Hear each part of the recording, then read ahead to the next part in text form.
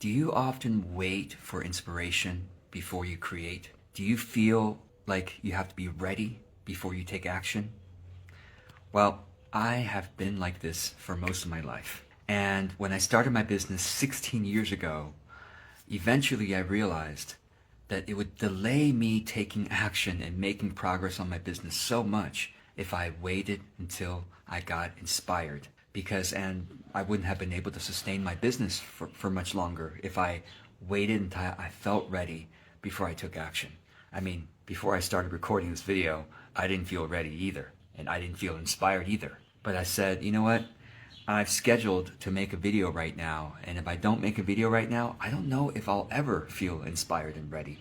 If I do, maybe I'll be in the shower and I can't make a video at that point, or I'll be outside walking and I can't make a video at that point. Right now, when I've scheduled to make this video, I'm not particularly inspired. But then I know I need to make the video, and once I start recording, the motivation and the inspiration tends to follow. So don't wait to be motivated to take action. Take action first, and then motivation follows. I've seen this again and again and again and again, which means that you need to be willing to say, I'm going to take really imperfect action right now. What is perfect action, by the way? No, really, if you think about it, how do you know your action is perfect or polished enough anyway? Have you ever looked back on something that you thought you created that was really good, and you're surprised that people didn't find it brilliant or they didn't find it highly engaging? That happens to me all the time. Okay, so I know to not trust myself in the way to know, well, this is really good. This is going to be, people are going to love it. No, I just know that, hey, I scheduled to create something, so I'm going to show up now and create it. I don't know whether it's perfect, imperfect, I'm going to set those judgments aside. I just know I'm going to create something.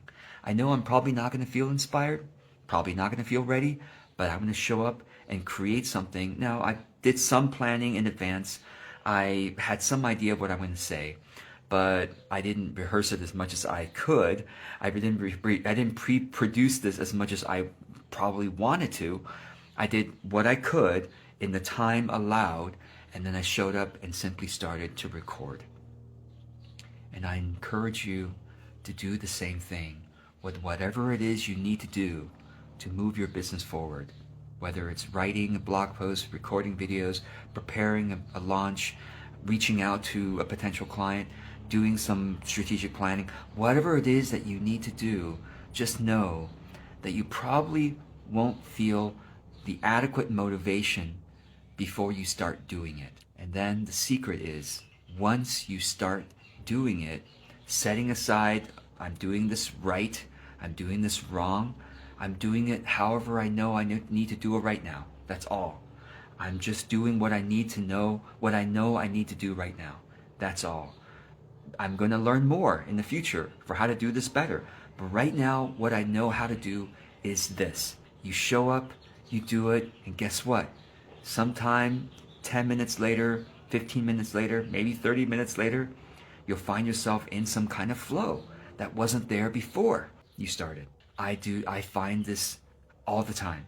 And this is an illusion that I have to remind myself is an illusion all the time. Every day I still don't feel like showing up. I still don't feel inspired to create. And I just know from experience that, okay, if I just get going, the inspiration tends to follow. So normalize creative discomfort. Normalize creative discomfort. It's supposed to be there, and once you get going, the discomfort starts to fade because you're building muscle, you're building skill, you're building exposure to working without needing to be inspired. So I'll end with this mantra I often say to myself: uninspired but willing. Uninspired but willing to show up. I hope this is helpful. Thanks for joining me.